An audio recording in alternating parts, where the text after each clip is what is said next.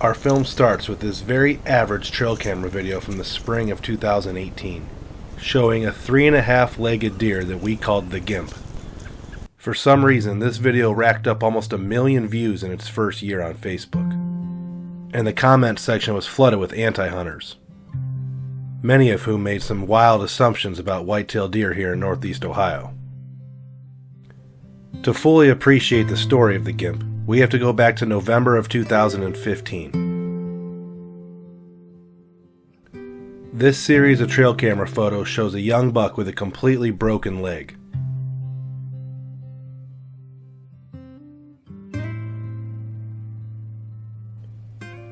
The severed portion quickly fell off, and we were unsure whether he was going to survive the 2015 winter.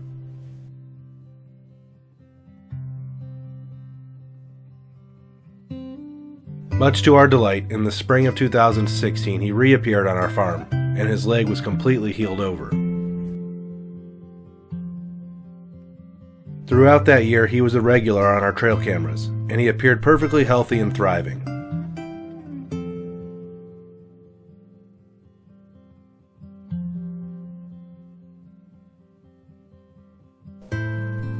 He even began partaking in the usual rut activities of a 2-year-old buck.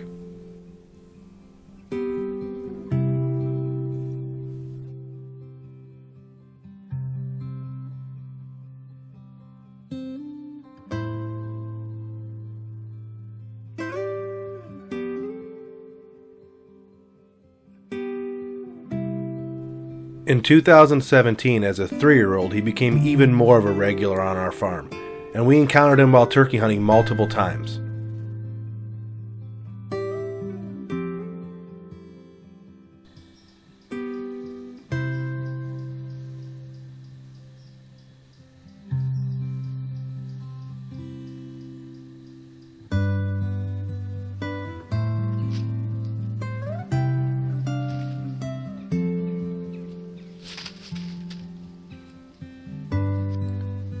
He became even more involved in normal rutting activity that year as a 3-year-old, and we got him on trail camera chasing and tending does multiple times.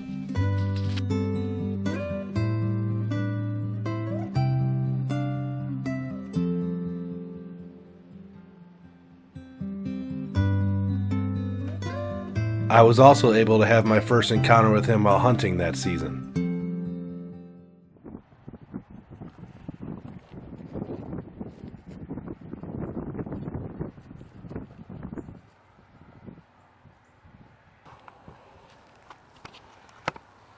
Well, that's a 3.5-year-old we call the Gimp.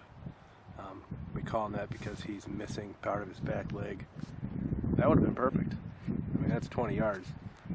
It's broadside, but not the deer we're looking for.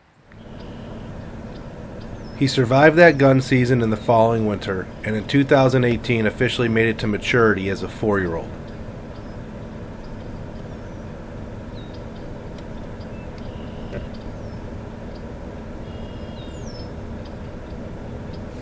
We're out here doing a little hog hunt today. Didn't expect to find what I'm about to show you.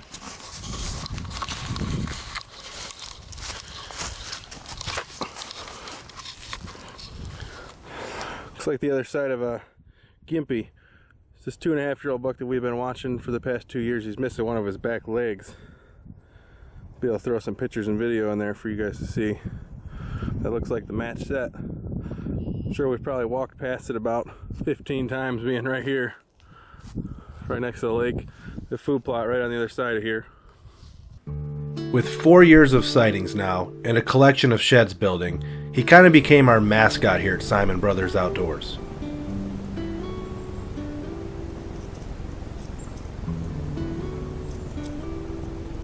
The viral trail camera video that sent this buck into stardom was actually captured in a micro plot that we had set up for a strut zone for turkey hunting.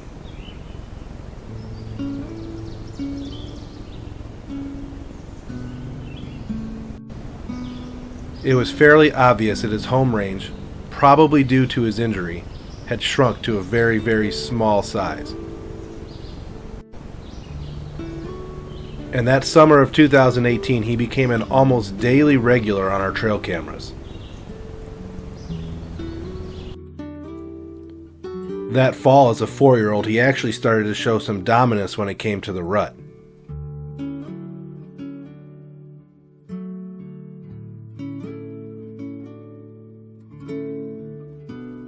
And he appeared just as healthy as any other 4-year-old buck would be.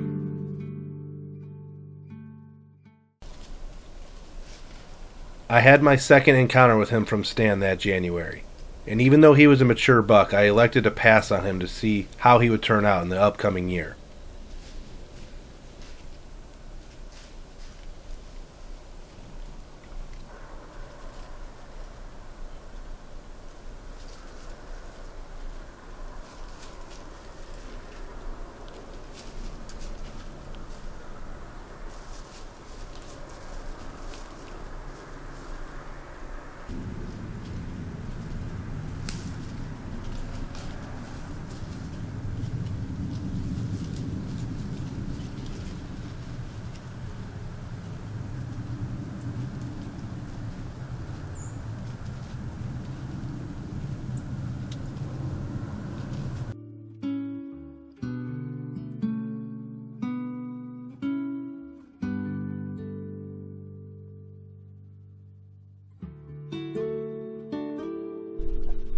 That upcoming year, we spent a lot more time managing our farm for specific mature bucks, the Gimp included.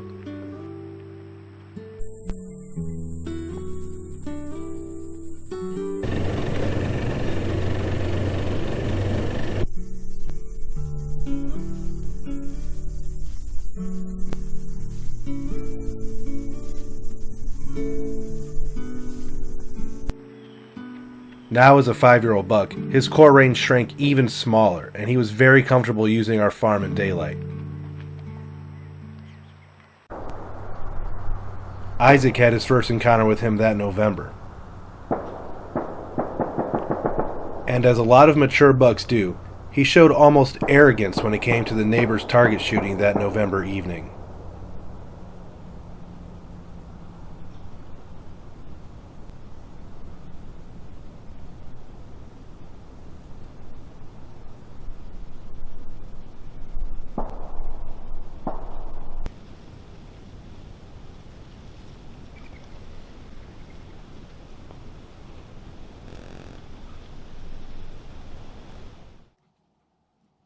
As the season winded down, Isaac made the decision that he would take the 5-year-old buck if the opportunity presented itself.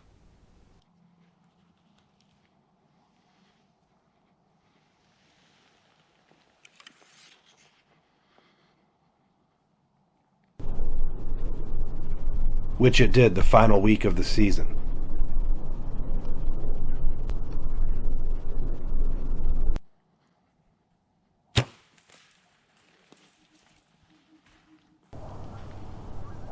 Isaac's miss ensured that the buck would be the oldest deer on the farm in 2020.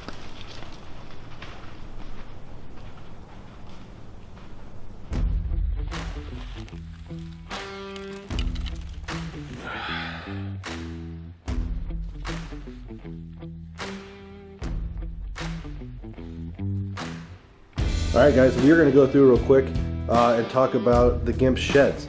This first set, Isaac actually found both of them. This is his 2017 set. This is when he was just first kind of getting on our radar. We knew he was around because of his leg, but he was showing some potential with his right side here. He was actually 3 years old this year. This is his 3-year-old rack. And as you can see, his 3-year-old, his left side, and obviously throughout his whole life, his left side just never really amounted to much because of that injured leg. Alright, and then here is his 2018 set from when he was 4 years old. Isaac found both of these, I believe. Obviously his left side started getting a little bit bigger compared to his 3-year-old side, but he just never really amounted to much on his left side. His right side, pretty decent size, kind of what you'd expect out of a 3-year-old, probably not a 4-year-old, but he was 4 years old when he dropped that set. And then here's his final set, his 2019 set. I found the right side, Isaac found the left side.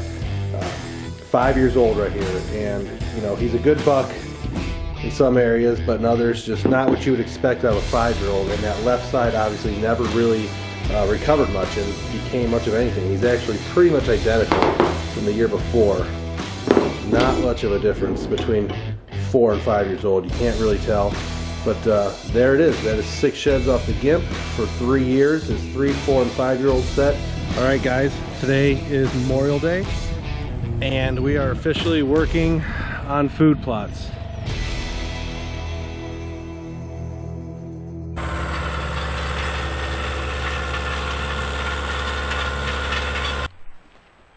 We once again spent that summer setting up the farm specifically for mature bucks, and the Gimp was very comfortable using our food plot project in daylight. Little did I know that I would have my final encounter with him that August.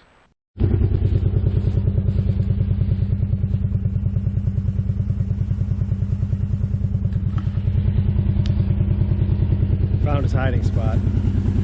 I knew he was there, or I knew he bedded in this area, but I didn't mean to bump him out today. Usually he sits back and gets in those pines, but that was the Gimp, and he was bedded right there. I could have reached out and touched him when I drove by on the 4-wheeler, but he actually was looking pretty good. I was impressed. And he ran good, as you guys can see. Those 3 legs don't bother him any. That was the final time that I would see the Gimp, as he showed up on trail camera with a wound on his backside on August 3rd.